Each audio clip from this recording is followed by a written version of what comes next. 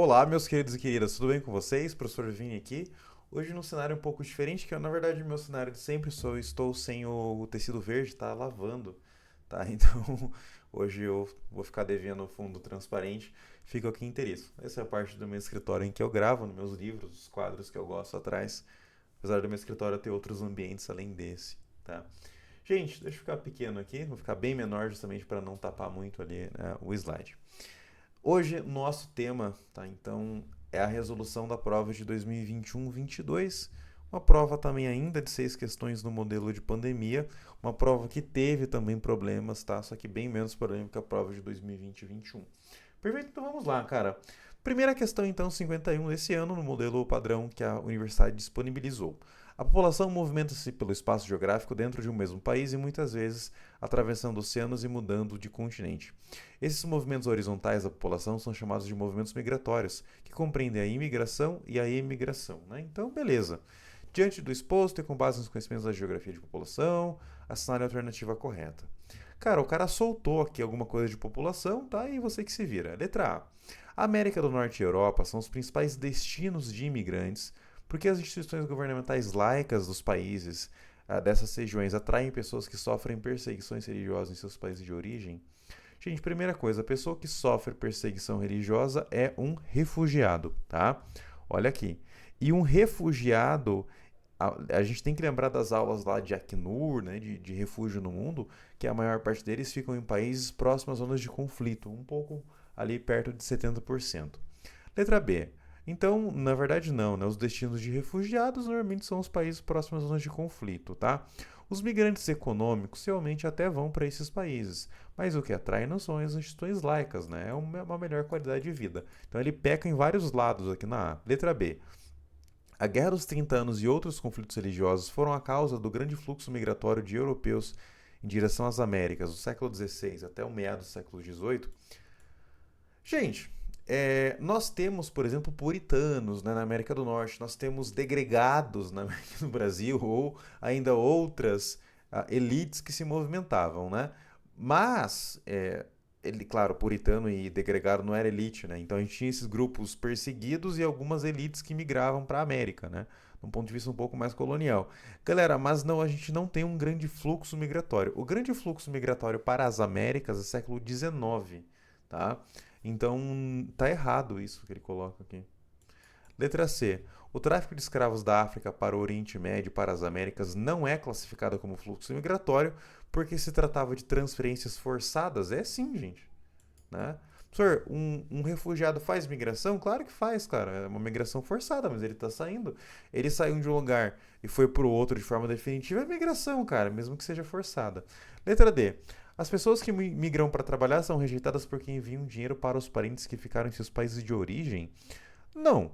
Quando a gente fala de xenofobia, ou de aversão ao estrangeiro, ou de processo de perseguição, é muito mais relacionado ao mercado de trabalho, ao uso de bens públicos, né? Ao próprio preconceito mesmo étnico que pode existir, tá? Então não é isso que ele fala.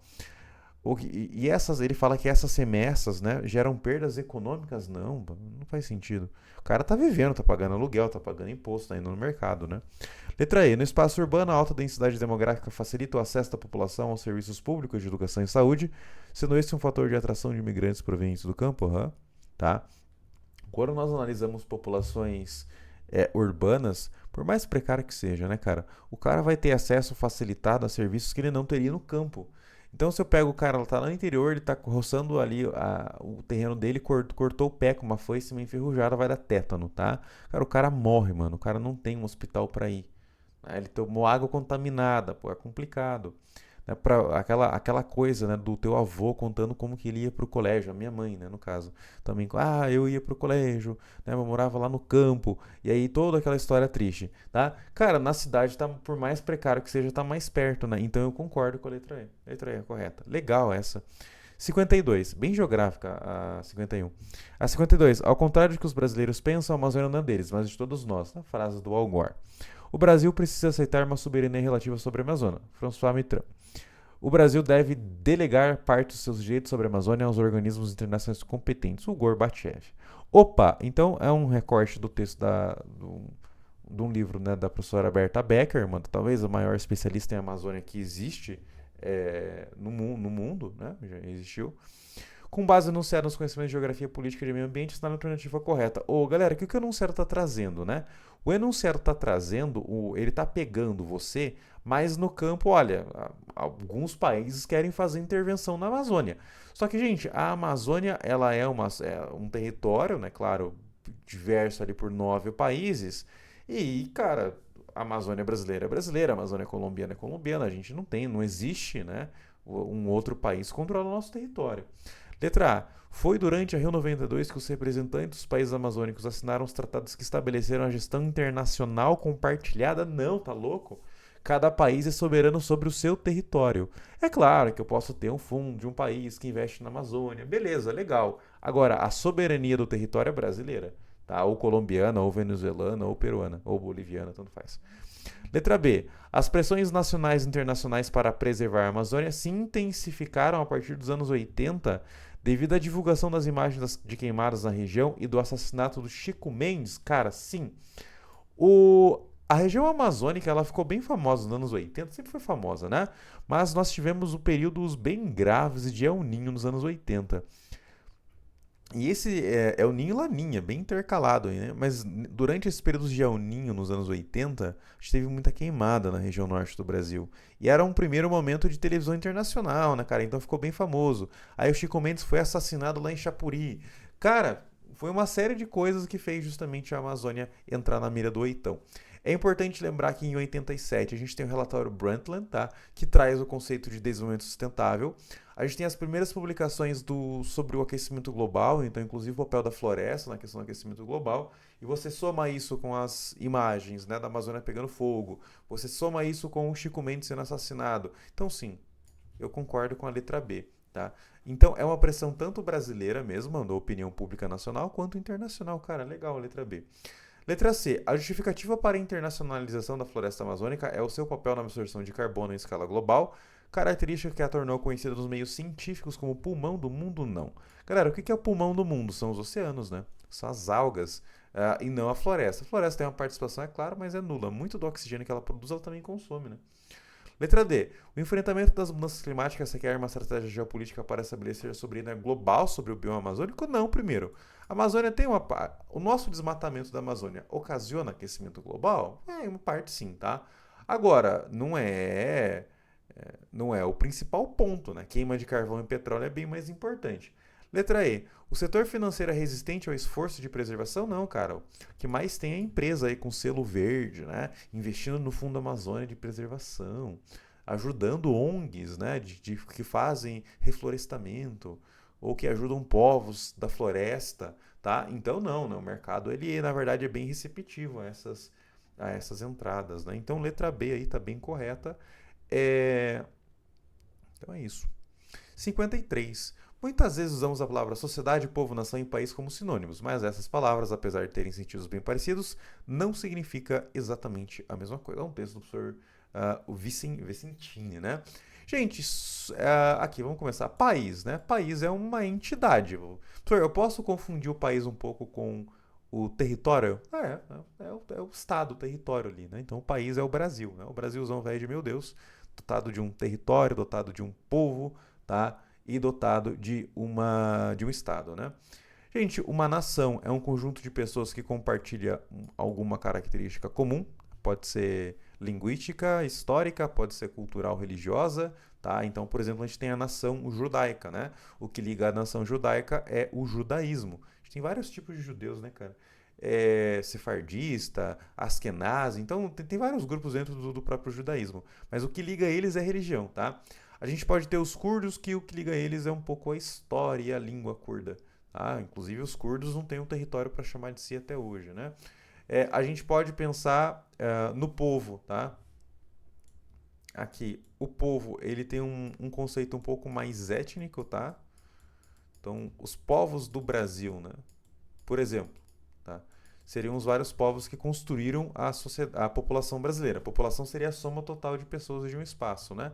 E sociedade é o país todo, né? Sociedade ela pode ser mais homogênea, então países que têm um predomínio apenas de um grupo étnico, então apenas de um povo, mas a gente pode ter sociedades como a brasileira, ou a dos Estados Unidos da América, ou a do Canadá, que são aqui do nosso continente, que tem vários povos dentro de uma mesma sociedade.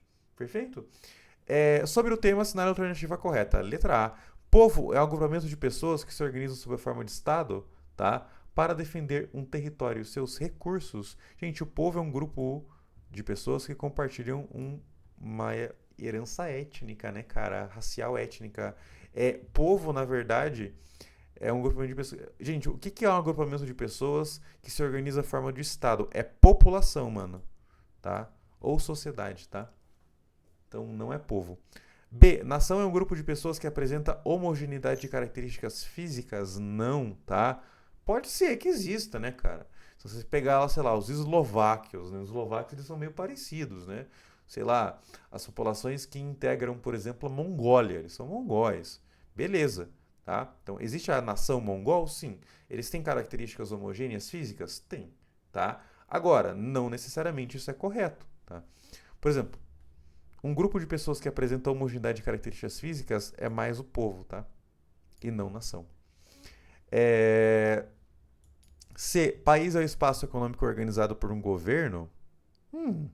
Ou por uma associação de governos, como ocorre na União Europeia. A União Europeia é o bloco econômico, não é país. Caramba, o cara viajou aqui. D. Sociedade é agrupamento de indivíduos que vivem num certo espaço? Né? E, no caso, se fosse objeto de estudo da geografia, seria o Estado, né? É verdade. O território. E que se relacionam de acordo com determinadas regras, no nosso caso é a lei, né? Como se vê na sociedade das formigas, abelhas e sociedade humana, sim, os humanos pela lei, os insetos aí eu deixo com os biólogos, né? Mas sim, tem leis, né, cara? Letra E. Países com unidade territorial e organização econômica estável são aqueles que representam um único povo, ou seja, um país estável, né? Organizado economicamente, com uma boa estrutura interna, eles são aqueles dotados de apenas um povo. Não, cara, nossa, isso é fascismo puro, né? Então, aquela ideia dos estados étnicos do século XIX, XX, né? Cara, isso a gente já deixou no passado, ainda bem, né? Na verdade, a gente pode ter países extremamente estáveis, como é o caso do Canadá, que tem várias nações dentro do Canadá, né? Vários povos que habitam o Canadá. O Brasil também é um país bem diverso, apesar que o Brasil não é um bom exemplo, né? Mas os americanos, né? Também, pô, uma democracia de 3 séculos, a moeda que manda no mundo, e é um país super diverso, né, cara? Então, não é um único povo, né? São vários povos dentro de um próprio país. Então, letra D, pô, pode marcar e correr para o abraço. Nos últimos 2 séculos, houve uma forte redução da taxa de extrema pobreza em escala mundial. Eu amo essa questão. Sendo considerada como linha de pobreza a renda per capita de US$ 1,90. Por esse critério, por dia, né? Por esse critério, no ano de 1800, a população classificada como extremamente pobre abrangia 85% da população mundial, ao passo que em 2017 essa taxa havia caído para 9%. Cara, toda vez que eu inicio as aulas de demografia, depende, né, se eu separo 1 e 2, mas eu sempre tenho um gráfico mostrando o crescimento da população mundial. Entre 1800 e 1805 tem um marco que a gente alcança o quê? 1 bilhão de habitantes. Cara, isso é uma das coisas que a prova meio que espera, tá? Que você saiba. Então aqui a gente tinha 1 bilhão de habitantes. E desse 1 bilhão, 85% era miserável, tá? Ou seja, 850 milhões de pessoas eram miseráveis, tá? Ao passo que em 2017 essa taxa havia caído para 8. Eu vou arredondar aqui para 8 bilhões, tá? E a gente tem ali 9%. Cara, 9% de 8 bilhões é o quê? 720 milhões de habitantes. A gente reduz a pobreza não só em termos relativos de 85 para 9, tá? Mas também em termos absolutos de 850 para 720 milhões. Professor, então o capitalismo vem diminuindo a miséria? Sim, cara, sim, tá? Com base no enunciado e nos conhecimentos de geografia geral, aqui é muito mais geografia geral, enfim, né? Assinale a alternativa correta. Letra A. A diminuição do percentual de pobres se acelera após 49 devido à instituição da lei de filho único. Gente, a lei de filho único é de 79. Já está o primeiro. 49 é a Revolução Chinesa, né, cara? Tendo em vista a grande participação desse país no total da população até aquele ano, gente, a China só piora, né? De 49 a 76, meu amigo, a China ficou numa íngua do cacete, né? Só vai melhorar no final dos anos 70 com Deng Xiaoping, né?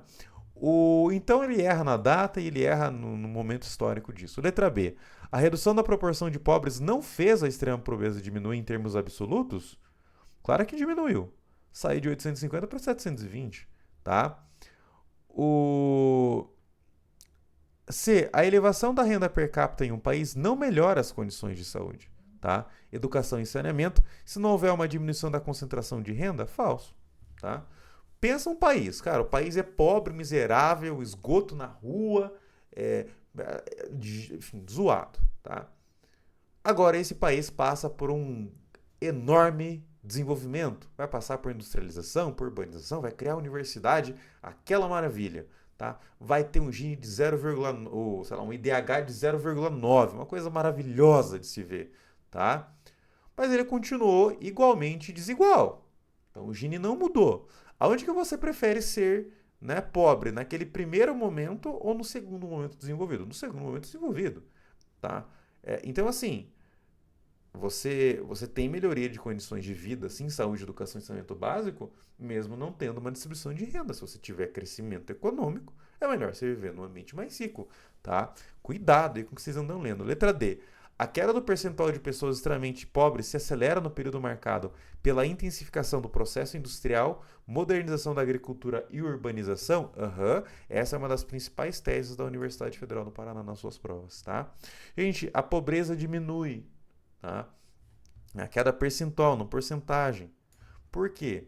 A gente faz indústria, a gente cria o padrão industrial no século XVIII, uma coisa maravilhosa de aumento de produtividade, as coisas se tornam mais baratas e a gente passa a ganhar mais, tá?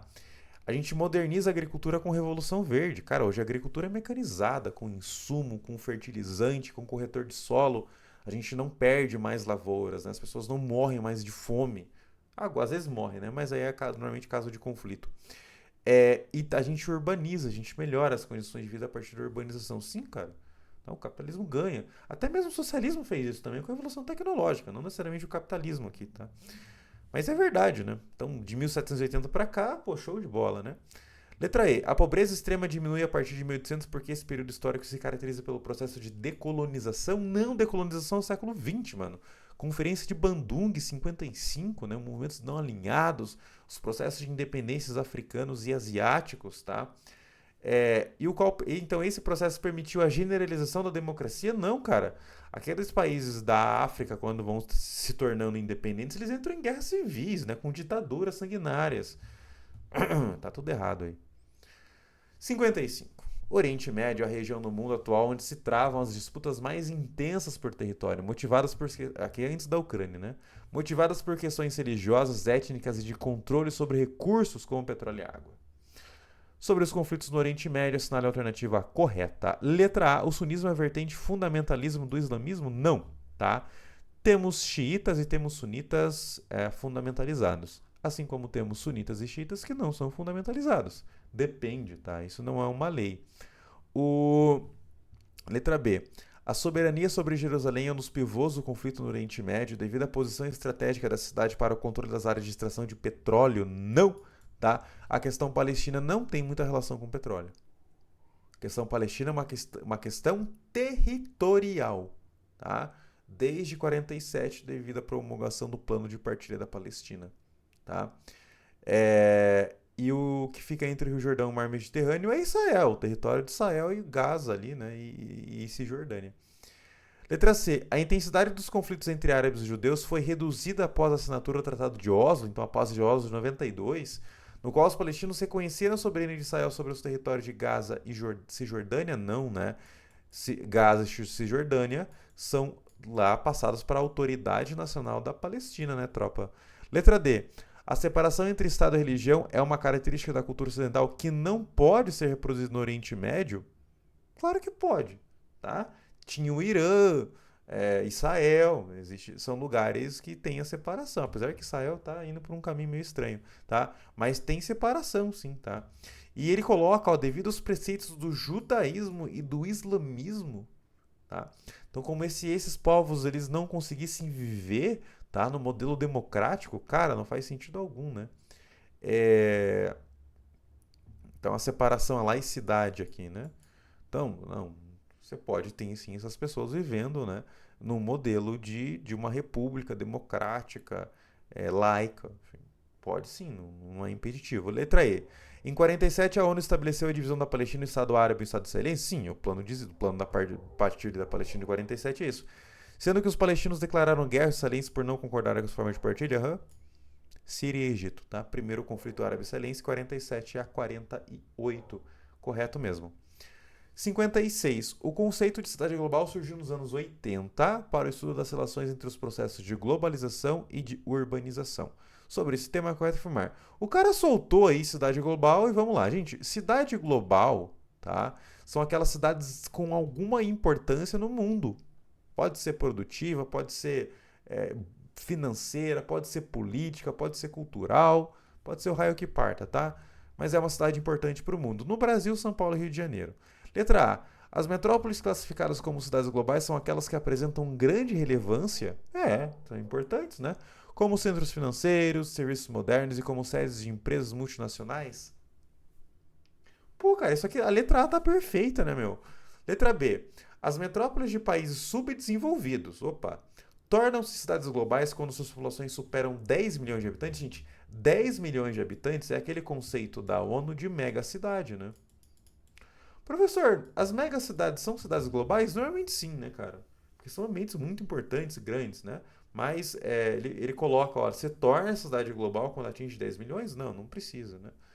Você pode ter cidades globais com menos que 10 milhões. Uma coisa não quer dizer a outra. Letra C. A globalização da economia tornou os territórios nacionais interdependentes?